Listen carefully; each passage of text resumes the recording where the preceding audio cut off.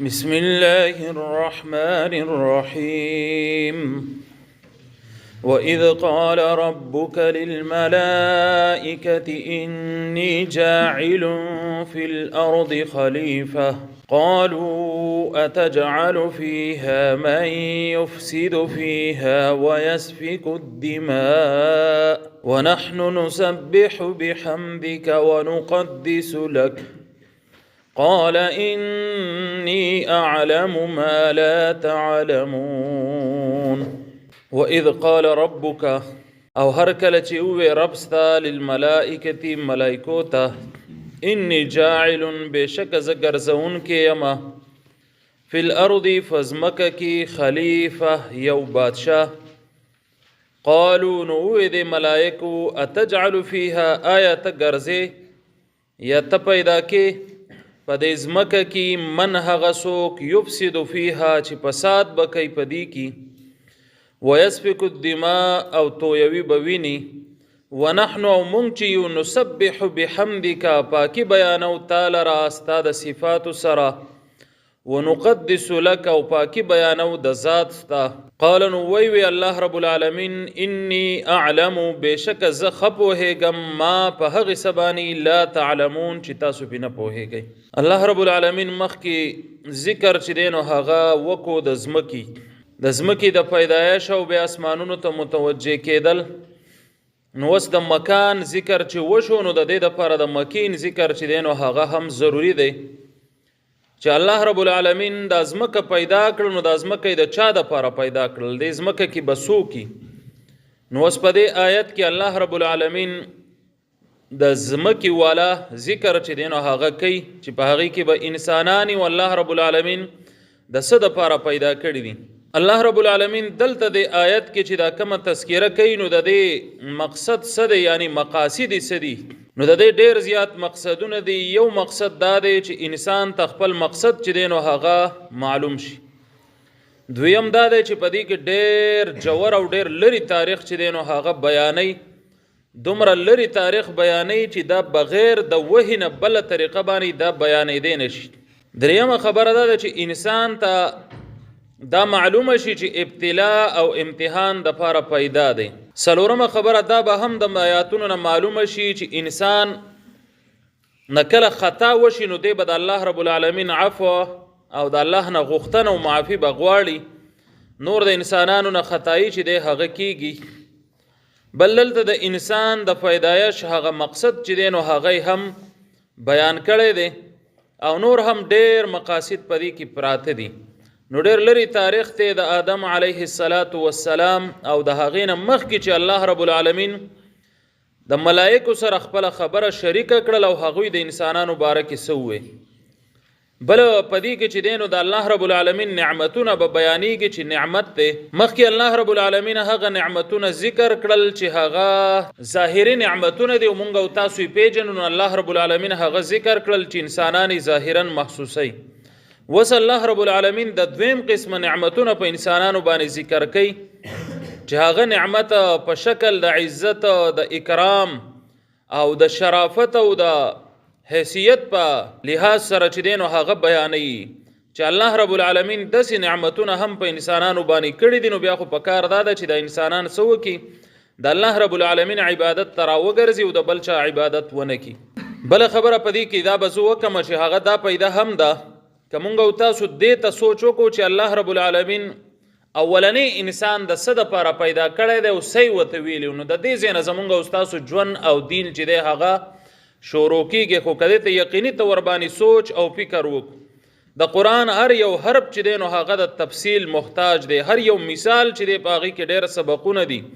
هر واقعه چې دی نو هغه قصه نه وي بلکې په هغې کې ډېر مسایل هم پراته وس دا وإذ چې دی نو هر کله معنی باندې راځي خو دلته بعضې علما داسې وایي چې دلته کې فاعل لدی اذکر چې دی نو هغه پټ پروت دی چې وإذ قال نو معنی به دی چې یاد که هغه وخت هر کله چې اوې الله رب العالمین رب ستا اوې او هر کله چې قال اوې الله رب العالمین نو د قال کې وینا د چا ثابته شول د الله رب العالمین چې الله رب العالمین خبرې کوي ځکه چې د قرآن مجید چې دی دا د الله رب العالمین خپل کلام دی، یعنی د الله رب العالمین خپل خبرې دي. د کلام مقصد دا دی چې دا د الله رب العالمین خپل خبرې دي.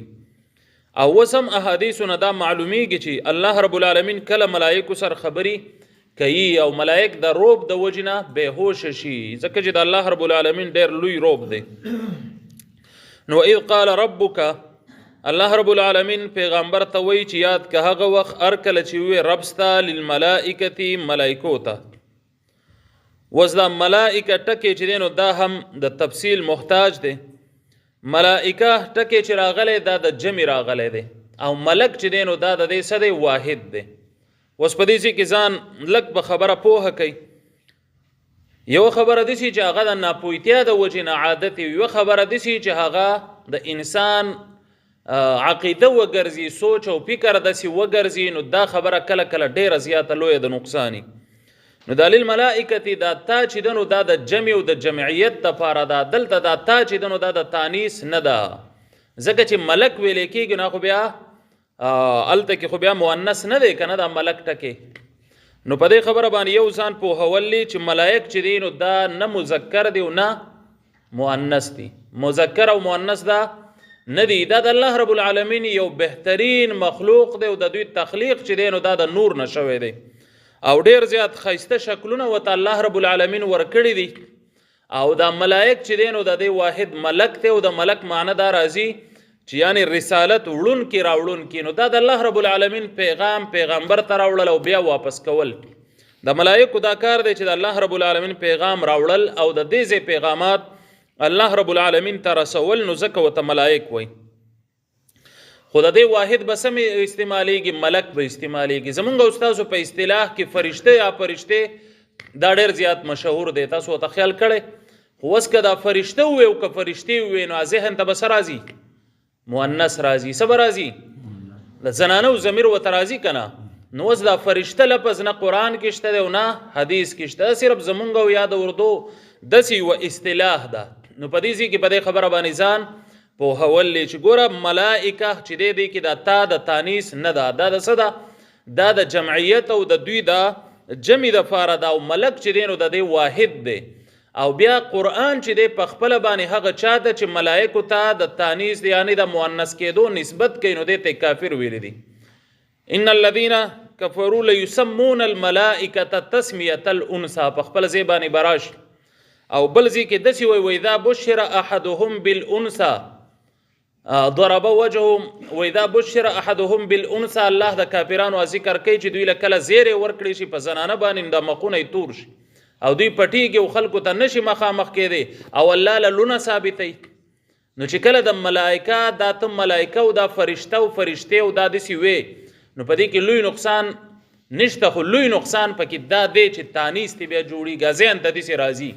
لکه مونږ او تاسو چې هم وایو نو دا ملائکه داسې وایو چې لکه هغه ذهن کې داسې راځي لکه دا چې مؤنثي، پښتو کې به دا وایو لکه دا چې زنانه.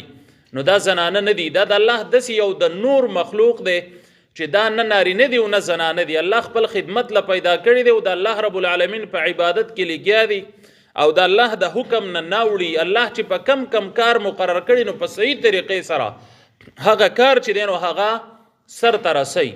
او ډېر ښکلي شکلونه ورته الله رب العالمین ورکړي دي او د دې سره سره وزرې ورته الله رب العالمین ورکړي دي.